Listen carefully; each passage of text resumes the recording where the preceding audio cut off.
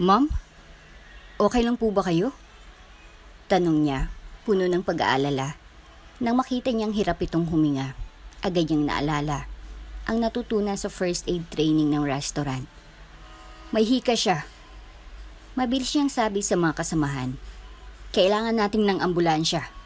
Habang naghanap ng hininga ang babae, marahang hinawakan ni Enzo ang kamay nito at binigyan ng gabay. Huminga po tayo sa ilong. 1, 2, 3. Tapos ilabas sa bibig. Parang hinihipa ng kandila. Habang ang iba ay nag-aalangan at nanunood lang, si Enzo ay nanatiling kalmado at maalaga. Dumagsa ang mga staff at customers. Ang ilan ay may mga mata ng panghuhusga. Ang iba na may nagtataka kung bakit tinutulungan ni Enzo ang isang tila palaboy sa isang mamahaling lugar. Wala ba kayong magbabayad dyan? Singit ng isang lalaki sa barong. Pasensya na sir, sagot ni Enzo habang binabantayan ng matanda. Mas importante po munang matulungan siya. Nang tanungin kung sinong magbabayad, walang nagpakita ng inisyatibo. Ako na po, wika ni Enzo, at agad na inabot ang debit card sa paramedic. Siguraduhin niyo pong makuha niyang tamang gamutan. Kung bago ka pa lang sa channel neto, ibang kwento ni Ate Jane, istorya mo, ikwento ko. Huwag kalimutang pindutin ang notification bell at subscribe button. Ang Cheese Navarra ay kilala sa lungsod bilang tahanan ng pinakamasasarap na putahe at pinakagagarat eleganteng karanasan sa pagkain. Bawat kubyertos ay kinikintab ng kamay. Bawat pinggan ay may disenyong European. At bawat tauhan ay sinanay para sa perpektong serbisyo. Ngunit sa gitna ng marangyang ambience, may isang tao na hindi gaanong napapansin. Si Enzo. 22 taong gulang. Payat ngunit masipag. Si Enzo ay isang waiter na tahimik na gumaganap ng kanyang tungkulin. Galing sa isang simpleng pamilya sa probinsya. Nagsusimikap siya araw-araw upang suportahan ang kanyang inang may sakit at 2 nakakabatang kapatid. Sa kabila ng pagod, palagi siyang may ngiti sa labi at taimtim na serbisyo para sa bawat customer. Isang gabi ng Sabado, punuan ang Cheese Navarra, puno ng mayayamang pamilya, negosyante, at mga celebrity ang bawat mesa. Sa gitna ng kalat-kalat na halakhakan at malalamig na usapan, isang matandang babae ang tahimik na pumasok sa pintuan. Kulas ang damit, kupas na tsinelas, at bitbit ang lumang plastic bag. Agad siyang nakaagaw ng pansin, hindi sa positibong paraan. Excuse me, ma'am. Reservation po ba tayo? Tanong ng receptionist, medyo malamig ang tono. Hindi pa man siya sinasagot ang matanda. Isang waiter ang nadapa habang bumubunggo rito. Nahulog ang tray ng seafood sa sahig. Sabay na dulas ang babae at bumagsak. Kasabay ng pagbagsak ng mga pinggan at hipa ng malamig na hangin mula sa air conditioner. Umalingaw ang tahimik na bulungan ng mga customer. Diyos ko po! Sigaw ng isang babaeng naka-designer dress. Ano ba yan? Agad na kumilo si Enzo. Ibinaba niya ang tray na hawak at lumuhod sa tabi ng matanda. Ma'am, okay po ba kayo? Tanong niya, puno ng pag-aalala. Nang makita niyang hirap itong huminga, agad niyang naalala ang natutunan sa first aid training ng restaurant. May hika siya. Mabilis niyang sabi sa mga kasamahan, kailangan natin ng ambulansya. Habang naghahanap ng hininga ang babae, marahang hinawakan ni Enzo ang kamay nito at binigyan ng gabay. Huminga po tayo sa ilong. 1, 2, 3.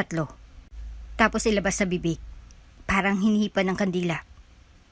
Habang iba'y nag-aalangan at nanonood lang, si Enzo ay nanatiling kalmado at maalaga. Dumagsa ang mga staff at customers. Ang ilan ay may mga mata ng panghuhusga. Ang iba na may nagtataka kung bakit tinutulungan ni Enzo ang isang tila palaboy sa isang mamahaling lugar. Wala ba kayong magbabayad dyan? Singit ng isang lalaki sa barong. Pasensya na sir, sagot ni Enzo habang binabantayan ng matanda. Mas importante po munang matulungan siya. Dumating ang ambulansya ilang minuto matapos ang tawag. Nang tanungin kung sino ang magbabayad, walang nagpakita ng inisyatibo. Ako na po.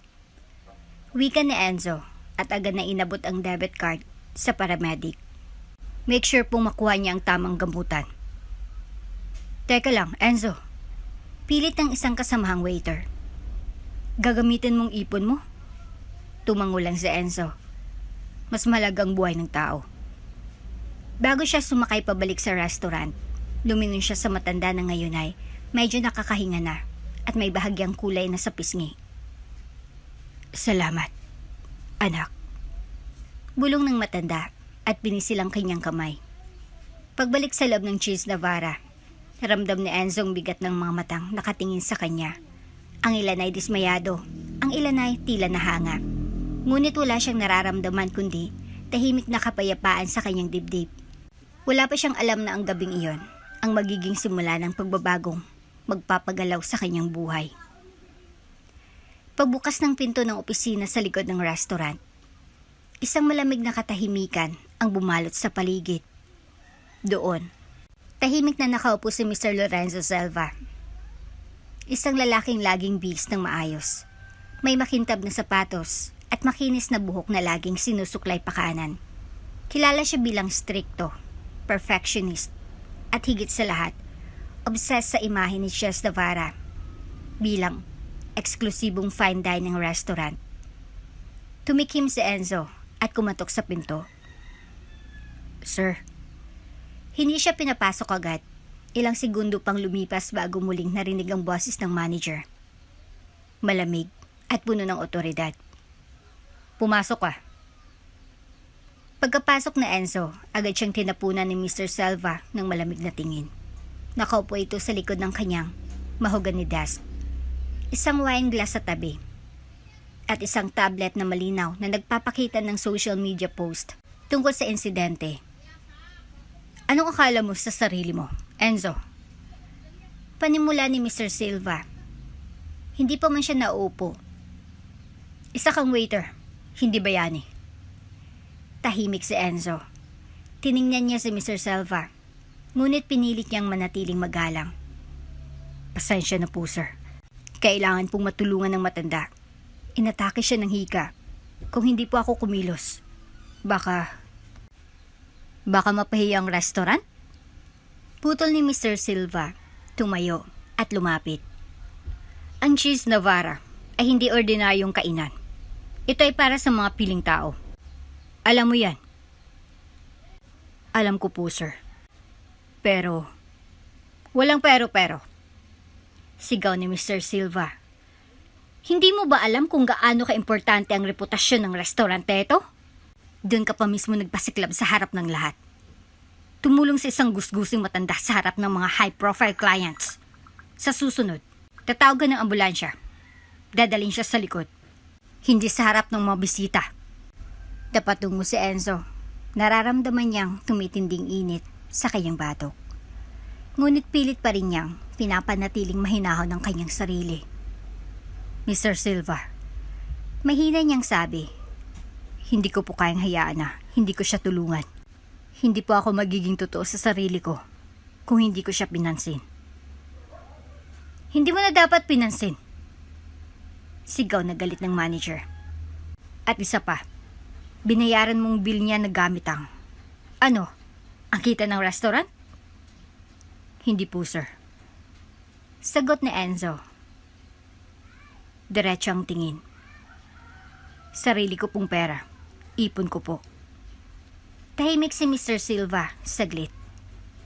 Kita sa kanyang mukha ang gulat, ngunit hindi siya nagpadaig dito. Sa halip, tumikim siya at muling tumayo ng tuwid. Kahit pa, hindi ka dapat umalis sa pwesto mo. Hindi ka dapat gumawa ng desisyon ng walang pahintulot. At higit sa lahat, hindi ka dapat lumabag sa protocol. Hindi ako natutuwa sa ginawa mo, Enzo. Lumingon si Enzo.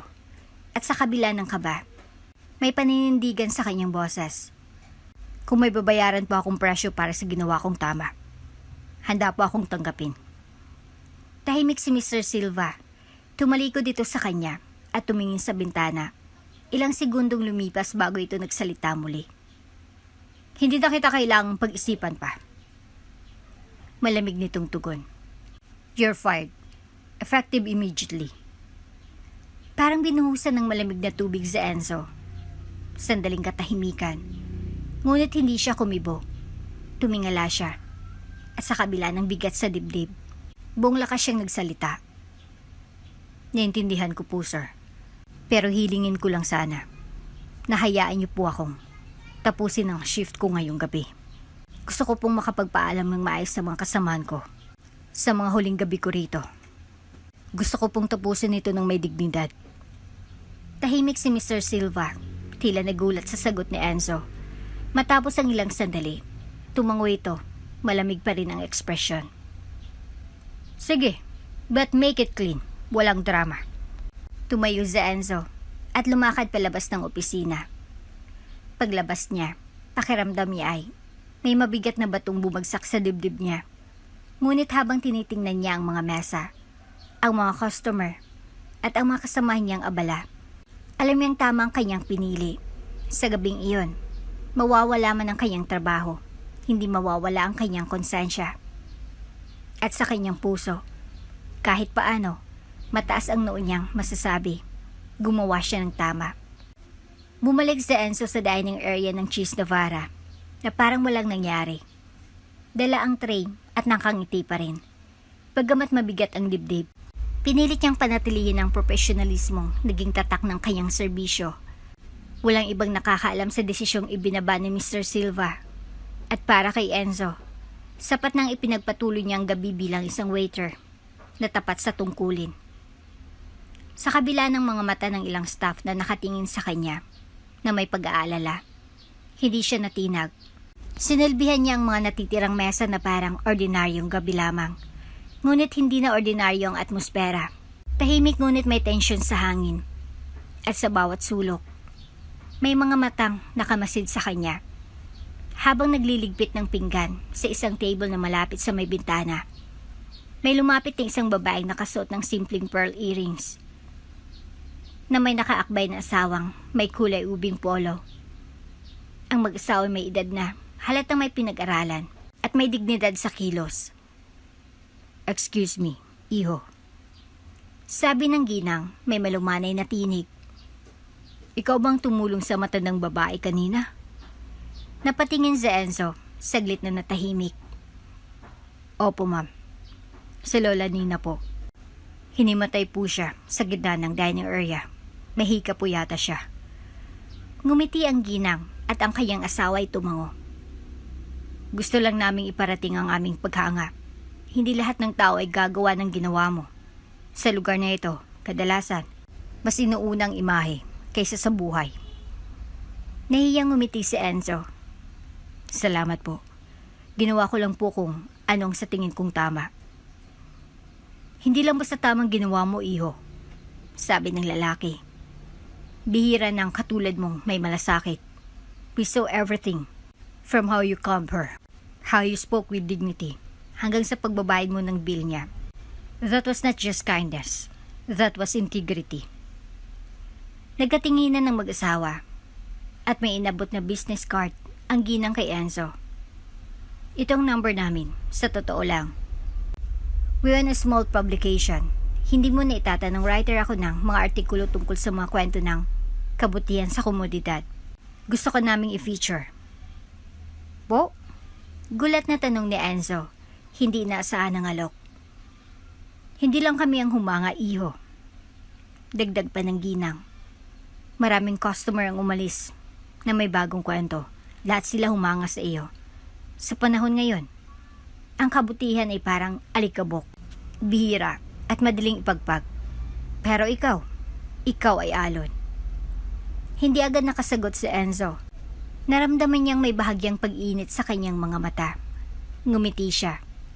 Taos sa puso. Salamat po, ma'am, sir. Wala po akong inaasahan. Gusto ko lang pong makatulong. Yun ang dahilan kung bakit ka dapat ipagmalaki. Sagot ng ginang. Maya-maya ay may lumapit na isa pang customer.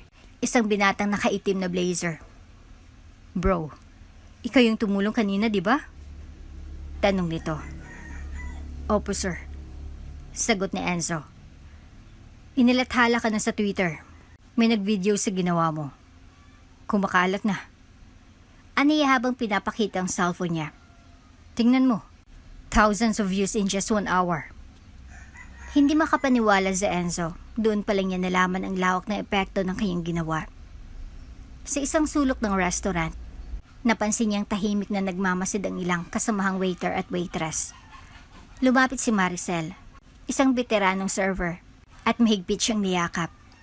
Anak, kahit anong mangyari, saludo kami sa'yo. Isa-isang lumapit ang makasama niya, pinapakita ang suporta.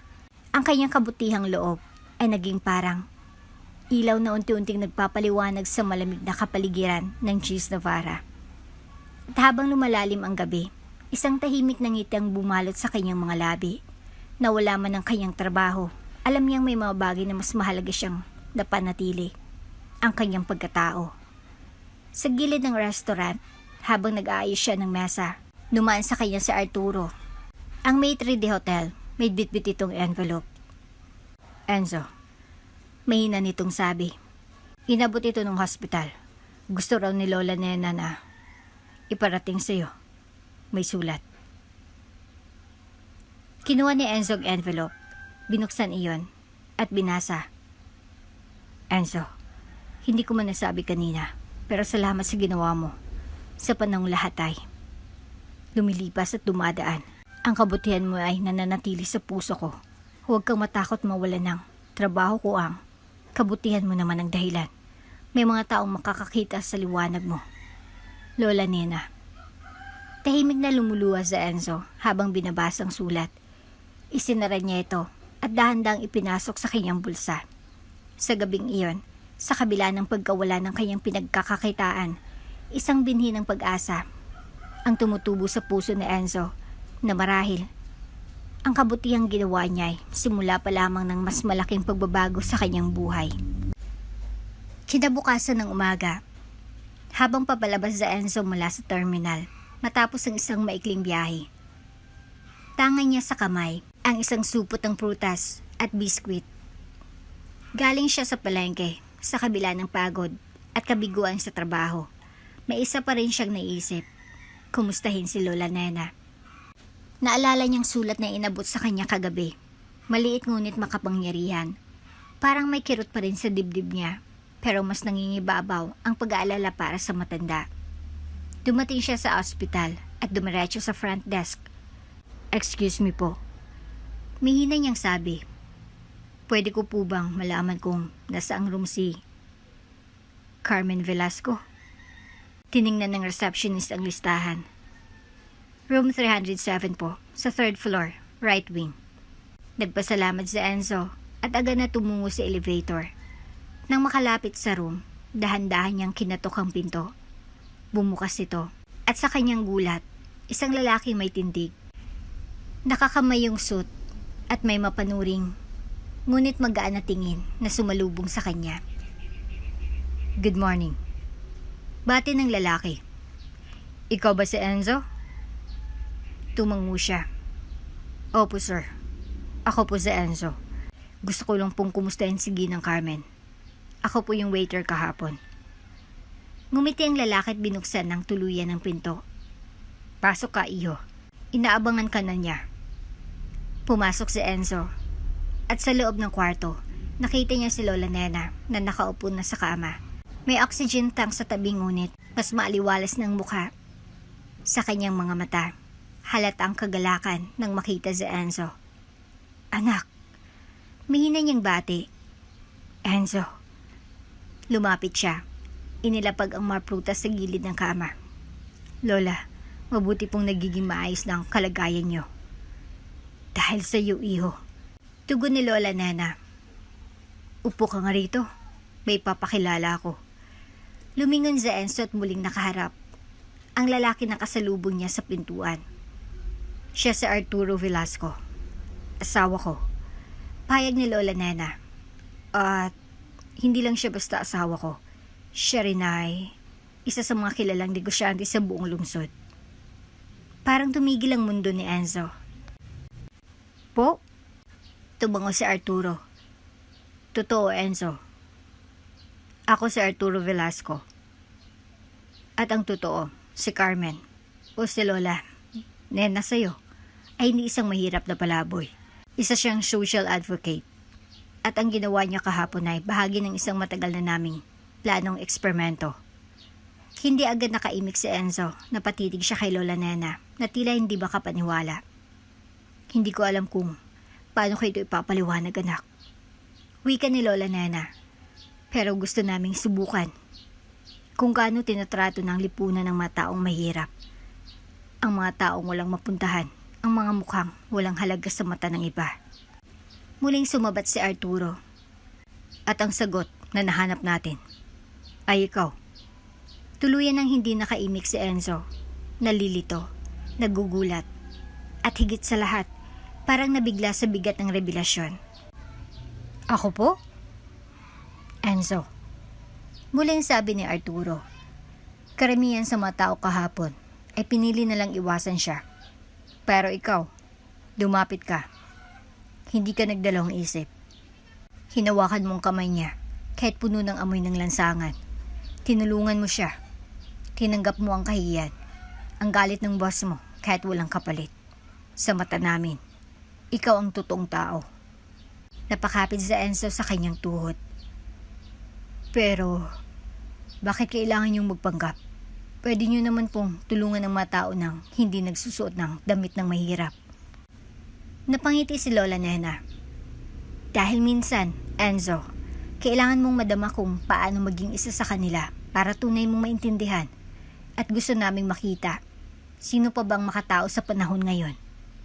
Lumapit si Arturo at marahang pinatong ang kamay sa balikat ni Enzo. At kung hindi mo pa alam, iho, ikaw ang sagot sa tanong namin. At higit pa roon, ikaw ang inspirasyon ng proyektong isusunod namin. Napalitan ng tingin ang mag-asawa. Seryoso, mapagpala.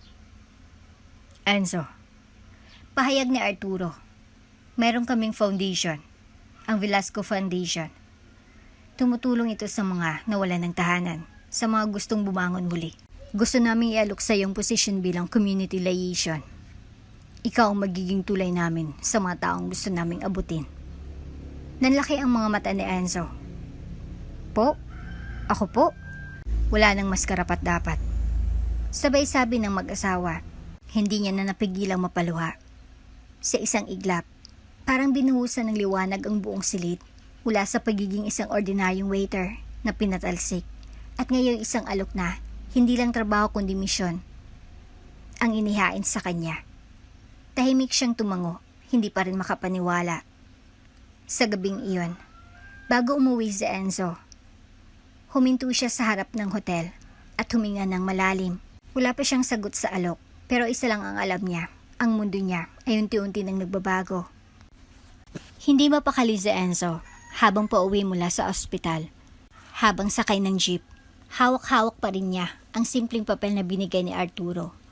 Isang business card ng Velasco Foundation. Parang suntok sa buwan ng lahat. Sino ba siya para mapili sa isang malaking organisasyon tulad noon?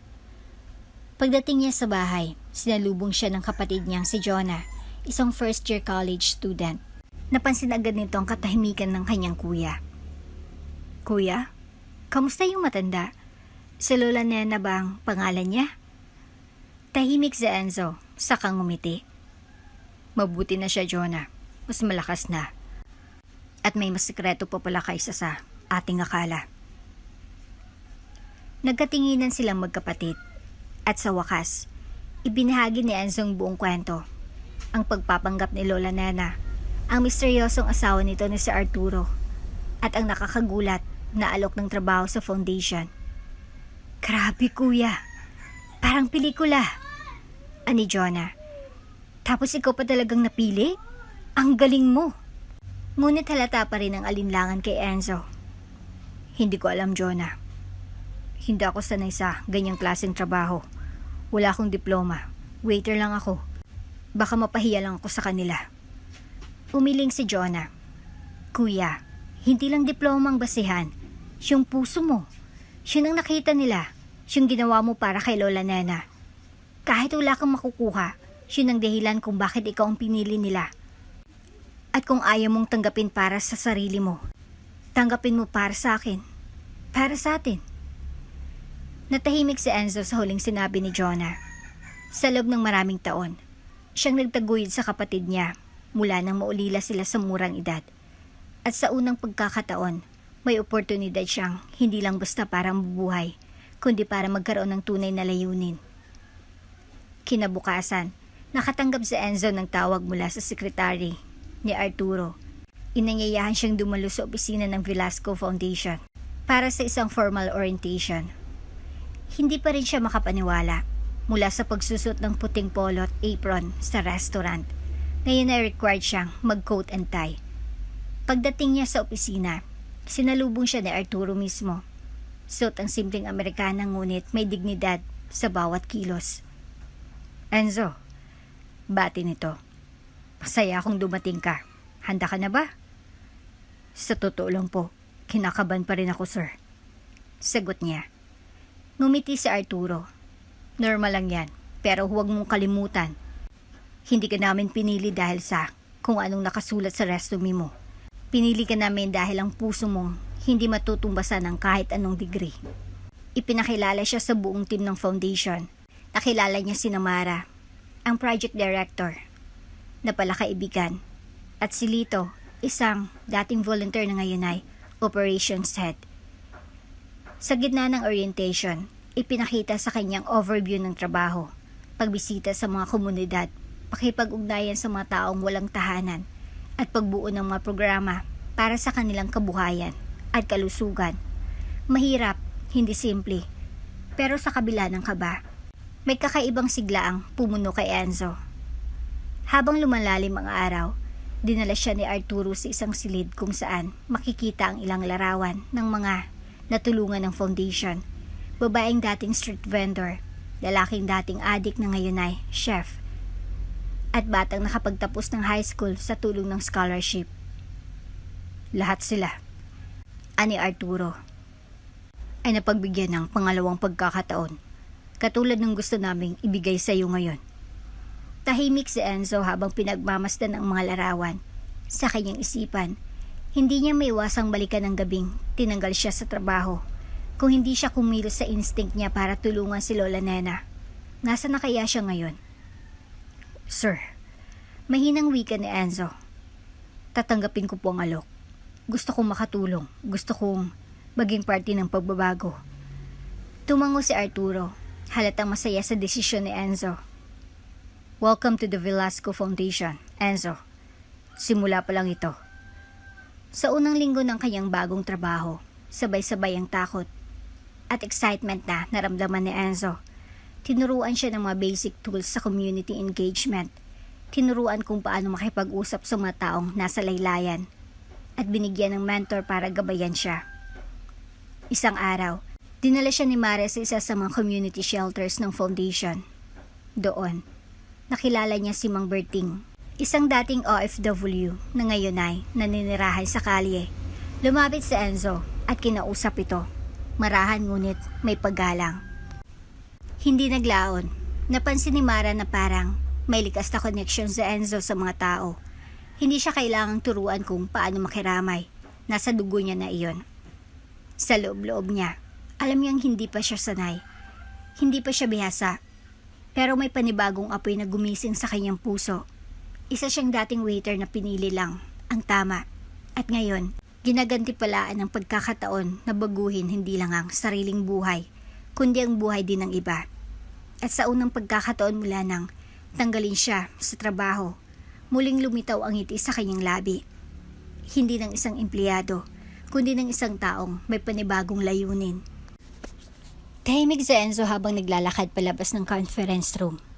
Dala-dala sa isip ang bigat ng mga pangyayaring naganap sa loob. Ang dating sigaw ng galit mula kay Mr. Silva ay napalitan ng mga salitang may pagsisisi.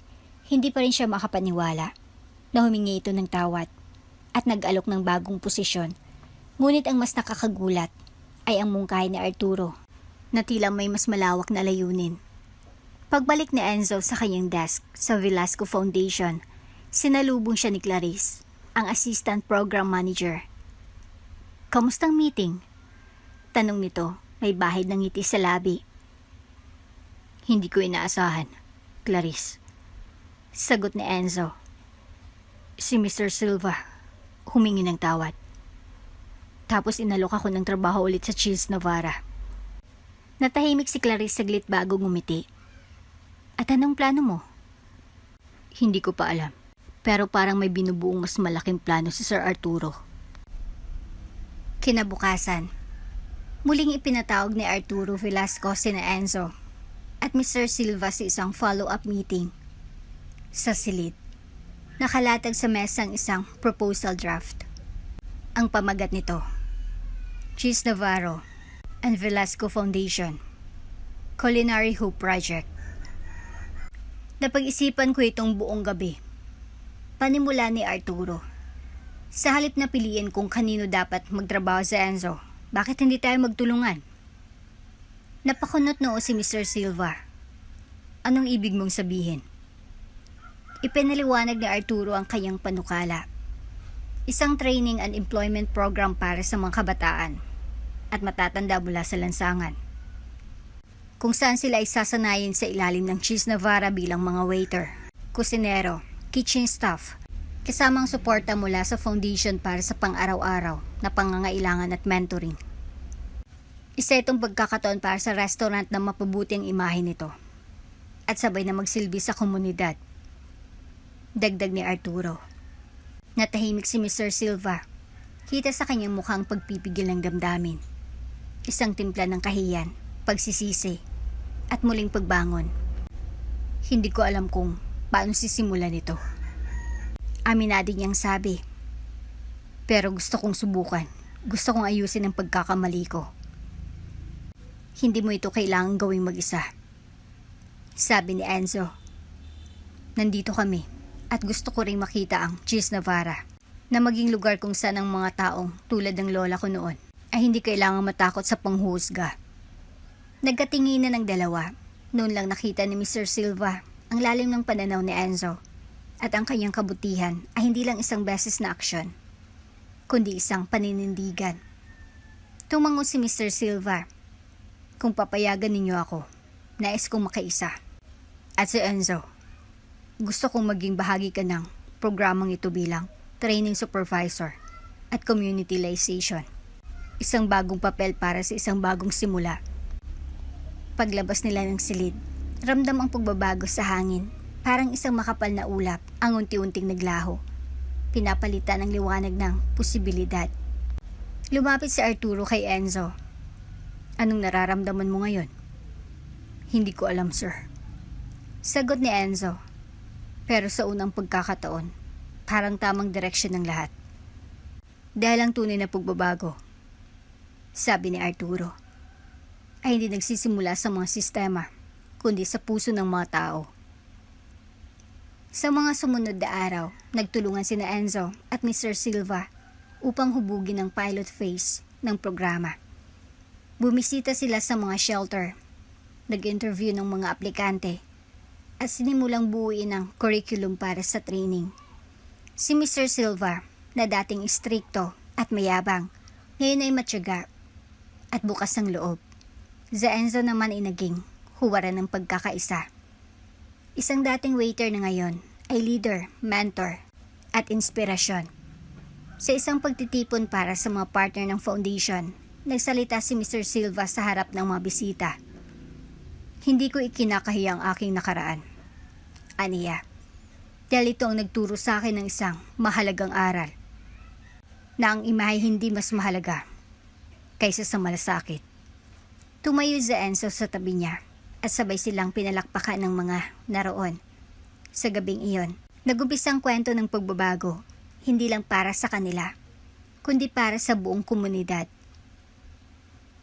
Isang linggo matapos ang makasaysayang pagpupulong sa pagitan ni Enzo at Mr. Silva at Arturo Velasco, abala ang buong team ng Velasco Foundation at Cheese Navarra sa paghahanda ng isang bagong inisyatibo.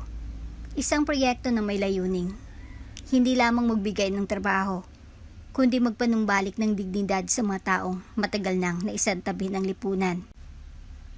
Cheese Navarra Culinary Hope Program. Itong opisyal na pangalan ng proyekto. Isa itong training and employment initiative na sasanayin ng mga walang tirahan, dating bilanggo, at kabataang nalulung sa bisyo para bigyan sila ng bagong simula sa industriya ng hospitality.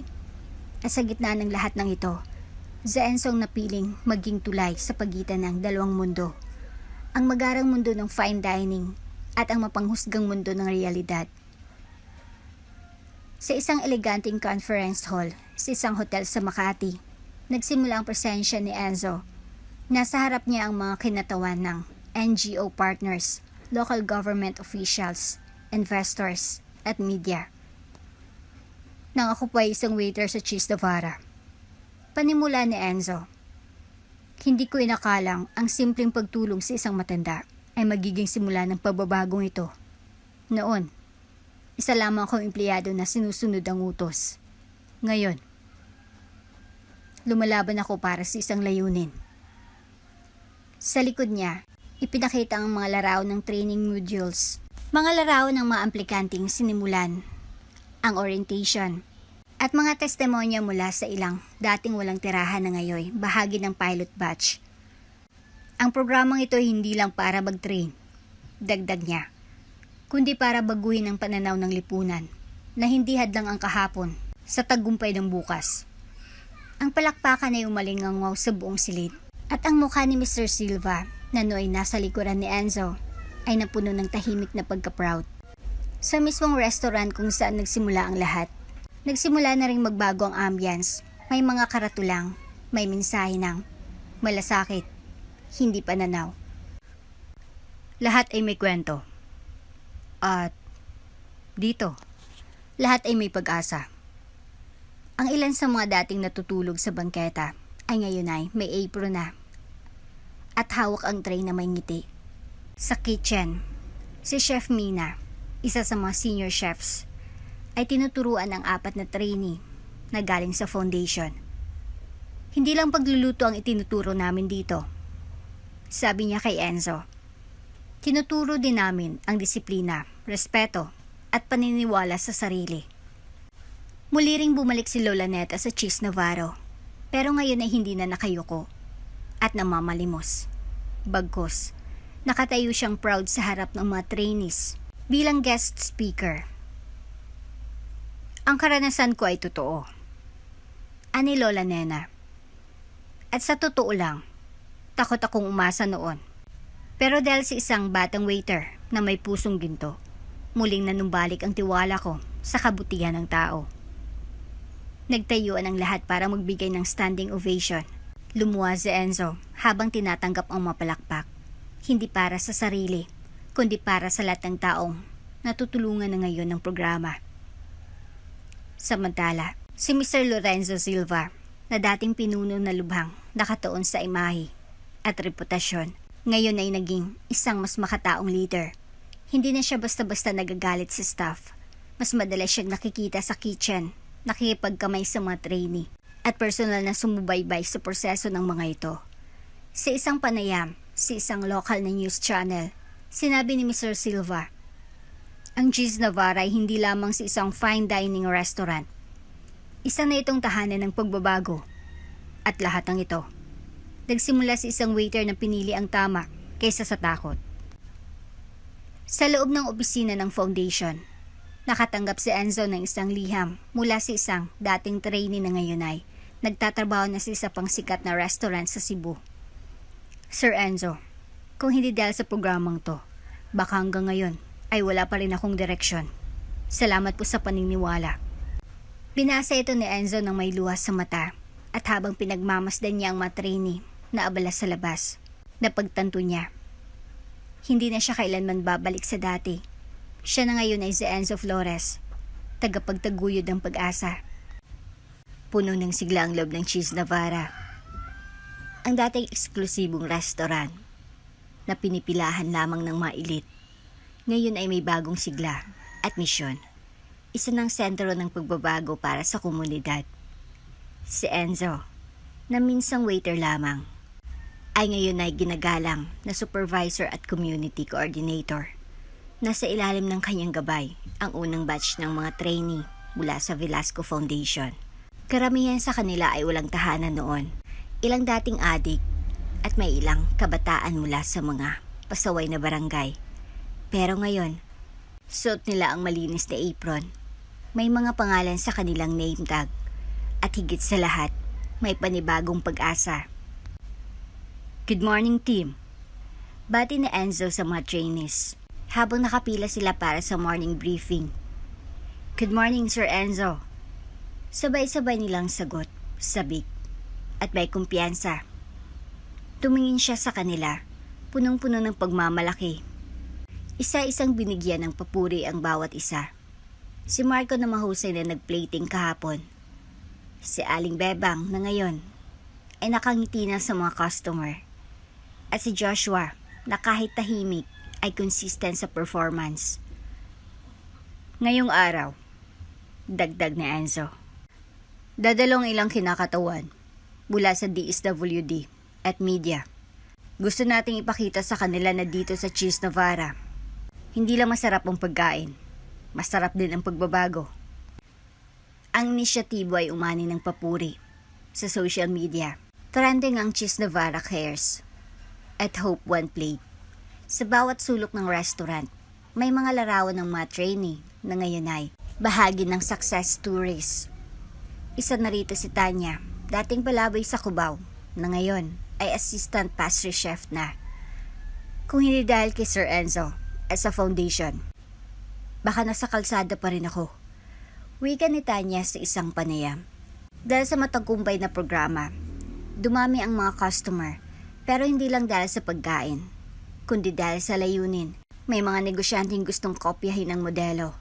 May LG officials na nagnanais na magkaroon ng ganitong partnership sa kanilang lugar. Hindi rin iwasan ang pagbabago kay Mr. Lorenzo Silva. Dati-rati malamig, eksakto sa oras, at tila walang puso. Ngayon, isa na siyang mapagkumbabang leader. Isa akong produkto ng paniniwala ni Enzo. Wika ni Mr. Silva sa isang interview. Tinuruan niya akong muling makita ang halaga ng malasakit. At dahil doon, pinili kong maging bahagi ng solusyon. Nagpatayo pa siya ng training kitchen sa second floor ng restaurant na pinangalan ng Enzo's Hall bilang parangal sa kabayanihan at malasakit ng dating waiter. Minsan, habang nakaupo si Enzo sa sulok ng restaurant, pinagmamasdan niya ang mga taong abala sa kani-kanilang gawain. Mga dating walang pangarap, ngayon may direksyon at layunin. Lumapit sa kanya si Arturo Velasco. May dalang tasa ng kape. Parang kailan lang. Ani Arturo, isa ka lamang sa daan-daang staff sa lungsod. Pero ngayon, ikaw ang dahilan kung bakit may nababagong buhay araw-araw. Napangisi si Enzo. Tinanggap ang kape. Hindi ko ito magagawa kung hindi rin dahil sa tiwala niyo. Ni Lola Nena, hindi lang ako ang bayani dito, sir. Ang kanilang planning meeting, inilatag ni Arturo ang plano. Isang second branch ng Cheese Navarra sa Quezon City na may kaparasong advocacy model. Si Enzo ang nakatakdang mamuno rito bilang operations director. Handa ka na, Enzo? Tanong ni Arturo. Napatigil si Enzo. Tumingin sa mga larawan ng trainees sa dingding. Sa mga testimonial ng mga taong muling nagkaroon ng pag-asa. Handa na po, sagot niya. Kung may isang bagay akong natutunan, yun ay, ang kabutihan ay hindi natatapos sa isang gawa lang. Dapat itong ipasa, ituro, at isabuhay. Makalipas ang ilang buwan, ang kwento ni Enzo ay tuluyan ng umani ng pambansang atensyon. Hindi na lamang ito balita sa social media o paksa ng viral video. Naging tampok na istorya ito sa mga primetime news, lifestyle magazines, at maging sa isang dokumentaryo na tinampukan ng kilalang mamamahayag. Sa harap ng isang entablado sa isang gabi ng parangal para sa kabayanihan at serbisyong panlipunan, tumayo si Enzo, na dating simpleng waiter, gayon ay kinikilalang leader ng makataong pagbabago. Nakasuot siya ng simpleng barong, ngunit ang tindig niya ay may kumpiyansa at dignidad na bunga ng mga pagsubok na nalampasan. Ang isang maliit na kabutihan. Panimula ni Enzo habang nakatingin sa daan-daang tagapakinig. Ay parang bato na inihagis sa gitna ng isang tahimik na lawa. Sa simula, maliit lamang ang alon. Pero sa bawat pag-ikot, palawak ng palawak ang epekto nito. Napatingin siya sa mga mukha sa audience. Naroon si Lola Nena, may luwas sa mata, ngunit may ngiting, puno ng pagmamalaki. Katabi niya si Arturo Velasco, tahimik ngunit halatang emotional. Sa kabilang dulo, naroon si Mr. Lorenzo Silva, na ngayon ay naging tagapagsalita rin sa mga forum tungkol sa compassionate leadership. Sa araw-araw ng operasyon ng Cheese Navarra Training Program, si Enzo ay hindi lang supervisor, siya ay mentor, kuya, kaibigan, at minsan ay tagapagpayo sa mga trainee na minsang nawalan ng pag-asa. Isang binatilyo, si RJ na dating nanggaling sa lansangan, ngayon ay line cook na at nagtatrabaho kasama si Enzo. Kung hindi dahil kay Kuya Enzo, baka nasa kulungan na ako ngayon. Sabi niya sa isang panayam. Pero ngayon, may dahilan akong gumising araw-araw. May pangarap na akong tinutuloy. Ang Cheese Navarra ay hindi na lamang kilalang fine dining restaurant. Ito ngayon ay institusyon ng pagbabago. Sa bawat sulyap ng customer sa menu, makikita rin nila ang kwento ng mga tao sa likod ng bawat putahe. May wall gallery sa loob ng restaurant kung saan naka-frame ang mga kwento ng trainees, ang paboritong pader ng mga customer, ang bahagi kung saan may nakalagay. Lahat ng ito ay nagsimula sa isang kabutihang loob ni Enzo Flores. Isang gabi, habang nakaupo sa labas ng restaurant, tinanaw ni Enzo ang bituin sa langit. Naisip niya ang gabing iyon, ang pagbagsak ng mga plato, ang matandang babae sa sahig, at ang desisyong tumulong kahit walang katiyakan. Lumapit si Lola Nena, may dalang mainit na tsaa. Hindi ko akalain, Enzo, na ang pagpapanggap ko bilang isang palaboy ay hahantong sa isang tunay na bayani. Napangiti si Enzo. Lola Nena, hindi po ako bayani. Isa lang po akong tao na piniling gumawa ng tama. Dahil sa tagumpay ng programa, itinatag na rin ang Enzo Foundation. Sa tulong ni na Arturo at Nena, layunin nito na magsimula ng mga training centers sa buong bansa, mula Davao hanggang Ilocos. Natutulong sa mga mahirap na makapasok sa larangan ng culinary arts, service, at entrepreneurship. Sa bawat launching, si Enzo ang unang nagsasalita. Hindi upang magpasikat, kundi upang ipasa ang inspirasyon. Mula sa pagiging isang waiter na nawalan ng trabaho dahil sa isang mabuting gawa, si Enzo ay naging simbolo ng pag-asa, malasakit, at tunay na serbisyong panlipunan. Ang kanyang kwento ay patunay na hindi mo kailangan maging mayaman, sikat, o makapangyarihan para makapagbago ng buhay ng iba. Minsan, sapat na ang isang bukal na pusong kabutihan at ang tapang na tumindig sa kung ano ang tama. At mula roon, nagsisimula ang himala. At dito na nga po nagtatapos ang ating kwento. Hanggang sa muli!